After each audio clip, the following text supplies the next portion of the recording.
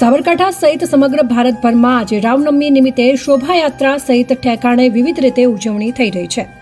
ત્યારે સાબરકાંઠાના વડાલી ખાતે વર્ષોથી યોજાતી શોભાયાત્રામાં આ વખતે વિશેષ વધારો કરી પરંપરાગત રૂટ સહિત ઢોલ નગારા અને ડીજેના તાલે ભગવાન શ્રીરામની શોભાયાત્રા યોજાઈ હતી, જેમાં મોટી સંખ્યામાં સ્થાનિકો ભક્તિભાવથી જોડાયા હતા। સાબરકાંઠાના વડાલીમાં છેલ્લા કેટલાય વર્ષોથી ભગવાન શ્રીરામની શોભાયાત્રા યોજાય છે, તેમજ રામનવમીએ યોજાતી આ શોભાયાત્રામાં વડાલી શહેર સહિત આસપાસના કેટલાય ગામડાઓના હજારો ભાવિક ભક્તો પૂર્ણ શ્રદ્ધાથી તેમાં જોડાય છે। જોકે ગત વર્ષે શોભાયાત્રાના રૂટ મામલે વિવાદ થવાને પગલે આ વખતે પરંપરાગત રૂટ ઉપર ભગવાન શ્રીરામની શોભાયાત્રા યોજાઈ હતી।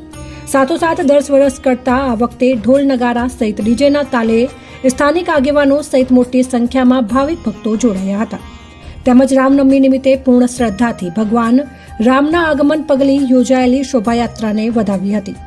બ્યુરો રિપોર્ટ, ખબર વડાલી, સાબરકાંઠા।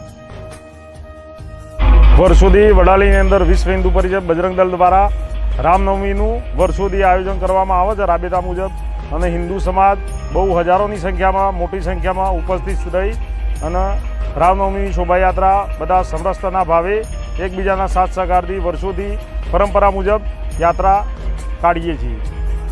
કેટલા વર્ષથી યાત્રા યોજાય છે? ખાસ કરીને યાત્રાના રૂટની વાત કરવામાં આવે તો આ વખતે રૂટનો પણ બદલાવ કરવામાં રૂટમાં તો આગળની એમની સરકારની ગાઈડલાઈન મુજબ રાબેતા મુજબ જે રૂટ હતો એ રૂટ ચેન્જ કરવામાં આવ્યો હતો, તો એના લીધે સંગઠનની અંદર હિન્દુ સમાજની અંદર પણ એને ચર્ચાનો એક વિષય બન્યો હતો તો ભાઈ રૂટ જે આપણો જે રેગ્યુલર હતો એને ચેન્જ કરવામાં આવ્યો, પણ અમુક કારણોસર સરકારે જે પણ નિર્ણય લીધો હશે એ બરાબર હશે એમ સમજી અમે યાત્રા અમારી રીતે જે રૂટ હતો જૂનો એ પ્રમાણે કરી શોભાયાત્રા કાઢી।